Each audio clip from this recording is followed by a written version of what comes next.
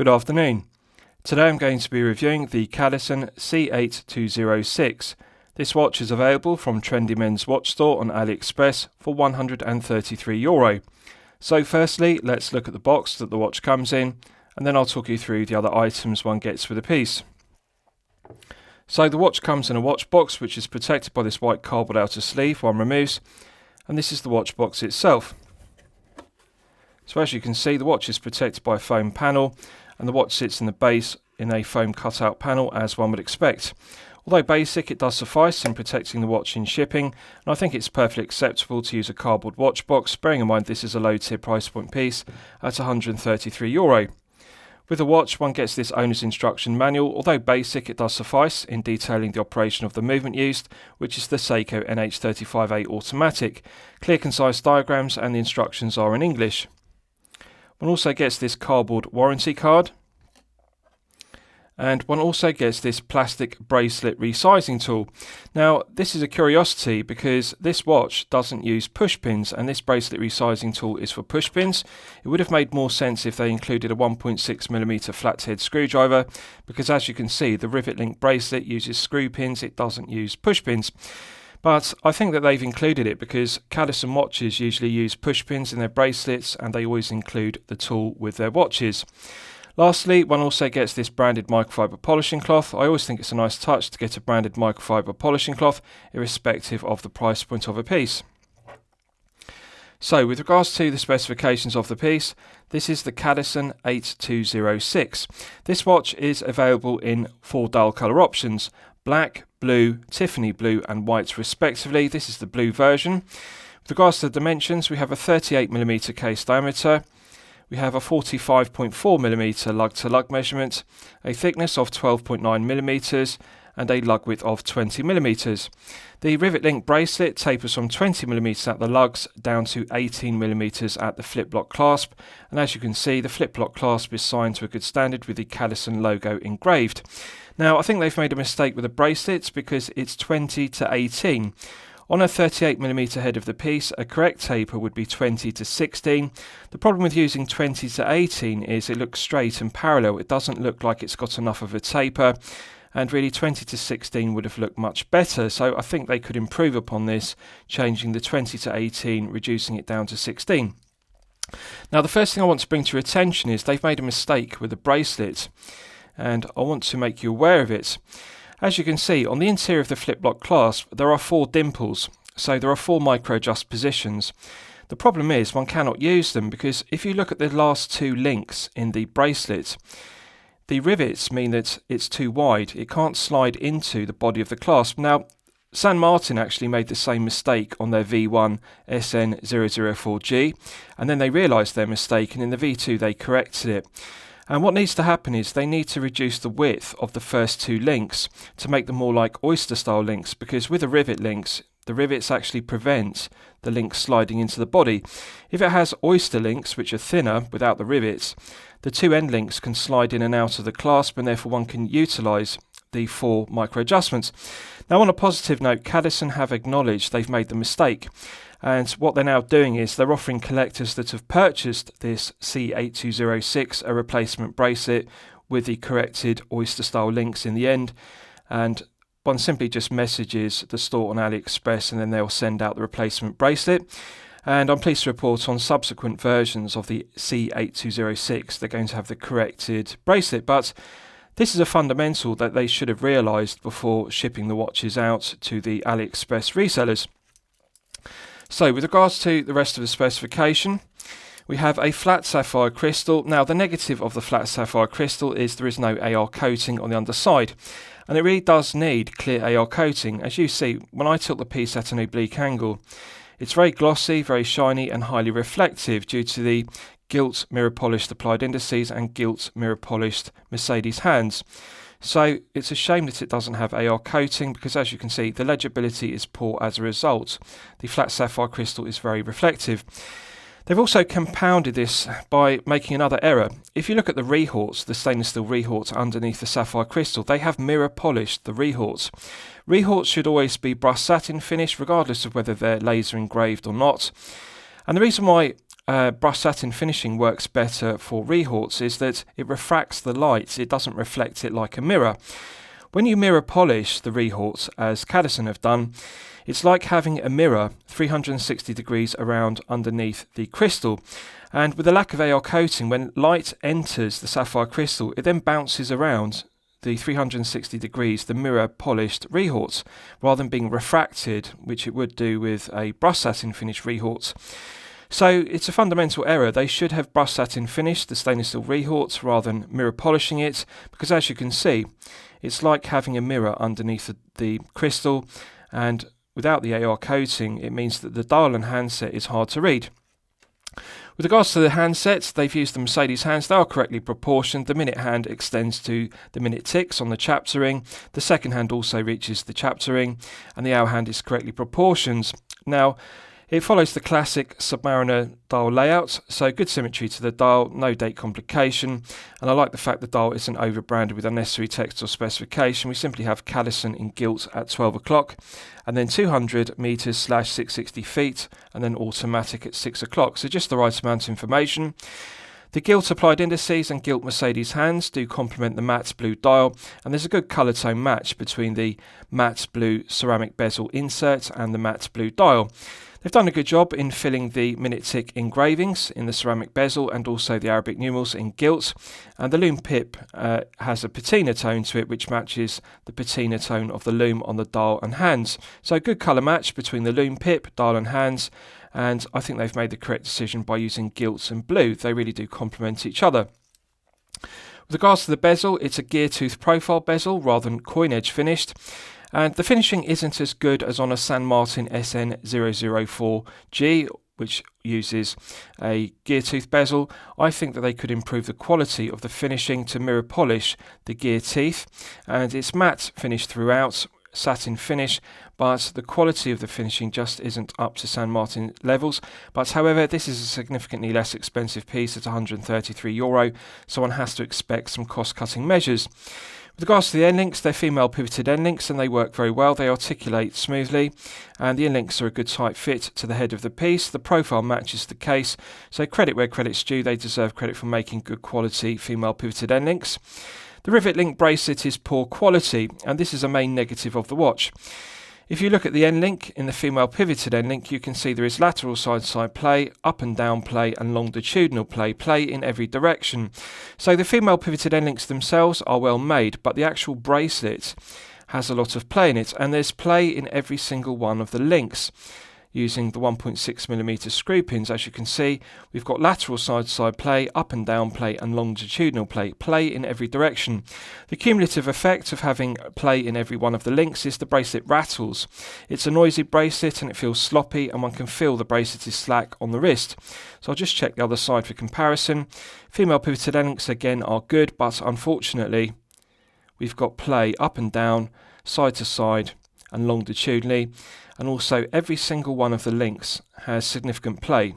We're looking at 1 to 2mm of play, and of course over the length of the bracelet. That is significant. It's very rattly. So very poor quality bracelet, although of course it does articulate very well because it's very sloppy, no stiff links in it, but very disappointing. As you can see, look at the amount of play, 1 to 2mm in every single link. Another mistake they made was with the clasp. It uses a flip-lock clasp, which is Rolex style, but it's too short. And of course, I've already discussed the main negative. They should have used oyster-style links for the last two links to slide in the body. They use rivet links, so it doesn't work. I'll show you the interior, which is poorly finished. Now, if you look at the mirror polishing, if I tilt it at an oblique angle, you can see there are ripples.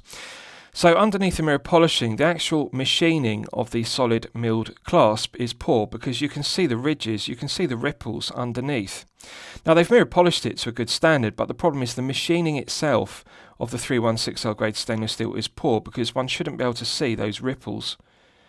So it's mirror polished well, but the actual machining quality is very poor. And we've also got play in the hinge pins, and it's significant, as you can see. It wobbles. So in terms of finishing, it's like a poor quality Pagani design flip-lock clasp. And it doesn't snap shut very nicely either because of the lack of alignment, because it's very sloppy. So there is room for improvement with the quality control, builds quality, finishing overall, and of course they are correcting the error with the rivet links. They're converting them to oyster style links, but again, this needs to be longer even with the 4 micro adjustment holes. So I'll show you the Caseback. The screw down stainless steel Caseback provides an effective hermetic seal to 200 meters of water resistance. Now there's another negative to the finishing. This centre section, which is sterile, it's brushed satin finished longitudinally, it actually has a sharp edge to it all the way around the circle in the centre. It feels like a lip. They should have deburred it better. Now this is made on a CNC lathe, so there's no reason why they didn't put a chamfer on it and therefore deburr it. And one can feel it.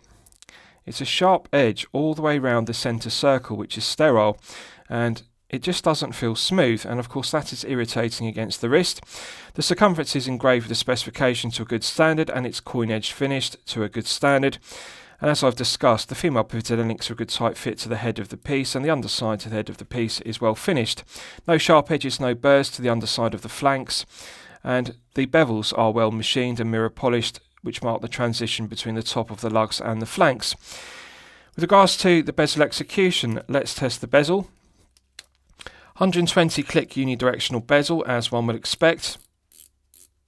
Nice loud audible clicks, light resistance to it, but unfortunately we have significant lateral side-to-side play. It's very poor. We're talking about 1 millimeter of side-to-side play. We've also got 1 click of back play. I'm just going to check it in different positions to confirm it's all the way around. Yes, we have 1 click of back play and 1 millimeter of side-to-side play. So let's check the alignments. So that's too far to the right, the next one is too far to the left. So we've now got bezel misalignment as well as the back play. So as you can see, it's now 1 click too far to the right. If I move it to the next click, it's now 1 click too far to the left. The problem is one cannot align it correctly because of the 1 click of back play. If I show you, it actually has 1 click of back play. So when you try to align the Lume Pippin triangle at the 12 o'clock index on the dial, it's hard to say whether it's to the left or to the right because it moves by 1 click. So we've got all 3 problems: lateral side-to-side play, back play, and also misalignment. This is a very poorly executed bezel. Now, there's another problem with it, as if that wasn't enough. It doesn't feel even all the way through the 360 degrees. It feels light and loose, light and then tight, and then light and then tight again. And particularly at the 1 o'clock position, it seizes up. It actually has got this gritty feeling like it's locking up around the 1 o'clock. And this happens every time when one rotates at the 1 o'clock position. When the Lume Pippin triangle gets to 1 o'clock, the bezel goes tight and then it goes loose again. So there's something wrong with the ratcheting mechanism. It's catching at 1 o'clock, and that means there's something wrong with the teeth on the underside that the ratchet spring engages with on the underside of the bezel. There must be something wrong with the bezel at 1 o'clock, because every time I rotate it round, it catches, it feels stiffer at 1 o'clock, and then it goes loose again. This is one of the worst bezel executions I've experienced. It's like a very bad Pagani designed PD1661 bezel, which I'm sure you've all experienced at some stage. So they've got everything wrong about it. Lateral side-to-side play, back play, misalignments, and worse still, it's not even all the way through the 360 degrees. So with regards to the crown, it's a solid 316L grade stainless steel crown, knurled finish, and mirror polished domed cap embossed with the Cadisen logo to a good standard. Let's test the screw down crown execution. It feels stiff, it's not silky smooth. One can feel the friction of the internal thread of the stainless steel crown and the external thread of the stainless steel crown tube. So there's a poor interface, they're poorly machined. The threads aren't cut cleanly, there's clearly burrs, and that means it's gritty and one feels friction as a result. It doesn't feel smooth, it's not pleasant to unwind. So in the first position, it's the manual wind position, and one can manually wind the NH35A to top it up to its maximum 40-hour power reserve. Manually winding feels good, as one would expect with a 35A. Nice firm resistance to it. One can feel the tension in the mainspring gradually building up. Now, as it's the 35A, there is a phantom date setting position, and the date wheel is present beneath the dial, So one can feel the quick set complication of the date wheel clicking over. It's a shame they didn't use the NH38, which would delete the extra phantom date setting position. But the 35A is a reliable, well-proven workhorse movement, so it's a correct choice. I would prefer the 38. So we're now in the time setting position. On the second click, it hacks the movement. One can stop the second hand dead to set the time precisely to the second. Nice firm resistance to it. It feels silky smooth. No back play clockwise and anti-clockwise. The 35A is a pleasure to set the time. Pushing it back in, it's got a nice positive click, and that restarts the movement. So let's test screwing it back down. It just doesn't feel smooth. One can feel the friction of the threads. They're not sliding against each other smoothly, they're binding. So it feels like a gritty screw down crown, and there is room for improvement on it. It's actually very easy to get a screw down crown well machined. One simply machines the internal thread and the external thread of the crown tube to mate each other smoothly. This one is poorly executed, and I appreciate this is €133. We're not looking at a €250 San Martin. But Pagani Design are able to do it below €100 on the PD1644 and also the PD1661 respectively. They consistently get their screw down crowns silky smooth. So it is possible at the €133 price point to get a good screw down crown. This isn't a good screw down crown. Right, so I'll give you a wrist shot and you can see how it fits on my 8-inch wrist. Now I haven't sized the bracelet. I've simply taken the watch out of the watch box, and as you can see, I'm pleased to report it easily fits my 8-inch wrist. It will easily fit an index finger underneath the bracelet and clasp, and therefore it will fit up to an 8.5-inch wrist. But they've got the taper wrong, as I've discussed. 20 down to 18 means it looks straight, it doesn't look tapered. They should have used 20 to 16. Now, with regards to the fit, 38mm head of the piece, it doesn't look balanced with 20 to 18, but the lug-to-lug measurement is also too short, 45.4. As you'll know from my previous reviews, I consider 48mm to be the sweet spot. That is the perfect lug-to-lug measurement, regardless of whether you have a 6 to 7-inch wrist or a 7 to 8-inch wrist respectively. At 45.4, they have made the length of this case too short. Even for a 6 to 7-inch wrist, it needs to be 46 or 47. 45.4 is a very short piece. And as you can see, it looks like the case is out of proportion because the lug-to-lug is too short. It should be 48. It's significantly below that at 45.4. So the proportions of this piece are out throughout because you've got 38mm, which is a small head of the piece. It should be 48. They've also got the taper wrong, 20 to 18. Now, with regards to thickness, it's 12.9, which is okay because anything under 13mm will easily slip underneath a shirt cuff if you wear business shirts. So therefore, it is a practical daily wear piece. One can easily slip it underneath a shirt cuff, but as you can see, the lack of AR coating on the underside of the flat sapphire crystal is dreadful. Because it's highly reflective, it's actually very difficult to read because the light bounces off the underside of the sapphire crystal. And as I've discussed, the mirror polish rehort acts like a 360-degree mirror, which bounces the light around the dial and the applied indices and the mirror polish gilt hand. So it's a very shiny, highly reflective dial and handset. And they really should have brush satin finished the rehort, and they really should have used AR coating. So difficult to read. Wrist presence is good at 38mm, but it does feel like the case is far too short.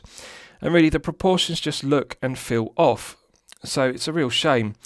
And they could have improved this. If they'd made it 48 lug to lug, it would have sat so much better with a 20 to 16 bracelet. So feel good factor is poor. Comfort level is good. It does feel comfortable with a flat screw down case back. Right, so let's do a Lume test and we'll see how the Lume performs when it's charged up to the absolute maximum.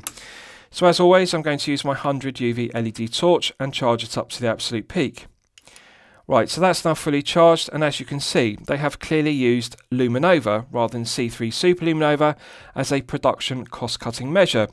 This is clearly 2 to 3 layers of Luminova on the Lume pip, the dial and also the handset. C3 Super Luminova glows much brighter initially and it will continue to glow for a much longer length of time. This is what 2 to 3 layers looks like versus 5 to 6, which is the industry standard. Regardless of whether one has C3 or BGW9 Super Luminova, 5 to 6 layers gives optimum performance on the applied indices and the Mercedes hands. Often low-tier Chinese brands under €150 will use 2 to 3 layers rather than 5 to 6 because it cuts production costs. And this is how it looks, and as you can see it's now beginning to fade, and it will continue to fade quickly to nothing. Now if you look at the Lume pip on the ceramic bezel inserts, it is already beginning to fade to nothing. And that's what it looks like with 2 to 3 layers, and that's what Luminova looks like versus C3 Super Luminova, which is brighter. Now it's beginning to fade fast on the applied indices, and really this is disappointing. On the hands it's glowing longer, but again it's beginning to fade, and as you can see on the dial it's now very quickly beginning to fade. So it's a shame that they didn't use C3 Super Luminova rather than using the cost-cutting measure of Luminova and only applying 2 to 3 layers on the indices. So very disappointing performance, and it's a shame. Right, so lastly I'll discuss the movement. You'll all be familiar with the Seiko NH35A Automatic. It's reliable, well-proven workhorse movement. It has 24 joules. It runs at 21,600 vibrations per hour and a frequency of 3 Hz. 40-hour power reserve is perfectly acceptable, and it has hand binding and hacking, which use for complications. The stated accuracy of the NH35A is -20 to +40 seconds per day, so a rather wide accuracy range. However, this one has been well regulated, and it's running consistently at +8 seconds per day. +8 is well within the -20 to +40 and perfectly acceptable for a 35A. So I like the 35A because of its reliability. However, I would have preferred to see the 38s used because that would delete the phantom date setting position as I've detailed. Right, so lastly I'll summarise the piece. What do I think of it overall? Well, when I'm considering reviewing a watch on my channel, the watch meet 2 criteria. It should be both excellent quality and excellent value at the respective price point. So this is €133, that's the price point. I'm going to declare it poor quality and poor value at €133. There are simply too many QC issues, too many build quality and finishing issues with this piece. Most disappointingly, the bezel execution. They have got every aspect of the bezel execution incorrect. Lateral side-to-side play, back play, misaligned, and also it doesn't feel consistent. It doesn't feel even all the way through the 360 degrees. It tightens up at 1 o'clock. It feels gritty. The screw-down crown is poorly executed. It feels gritty. We've got play in every single one of the 1.6mm screw pins, so the bracelet is sloppy, it rattles. The most disappointing build quality and QC issue of this, as I've detailed, is the fact one cannot use the 4 micro adjustment holes because they've used rivet links in the last 2 links rather than oyster style links. Although they are correcting this is a fundamental they have to get correct. It's embarrassing for Cadisen to have shipped this watch to resellers on AliExpress with a micro adjustment system that doesn't work for the simple reason they use the wrong links. And the quality of the finishing, as you can see with the ripples underneath the mirror polished solid mill clasp, every aspect of this watch has an error with it, and also the weak Luminova, 2 to 3 layers versus 5 to 6 layers of C3 Super Luminova. So there are cost cutting measures in every area. The mirror polished rehort is another error, and the lack of AR coating is another cost-cutting measure. So these are the specification faults that make it poor quality and poor value, and for that reason I cannot declare it good quality or good value, and I cannot recommend it to you for consideration. It's a very disappointing piece. I think it's worth paying the extra and buying a San Martin SN004G because that gets many of the defects with this watch correct. Yes, it's a more expensive piece, but it is worth paying €250 to get everything corrected. So I hope you've enjoyed my review of the Cadisen C8206. Please feel free to post your own comments below the video.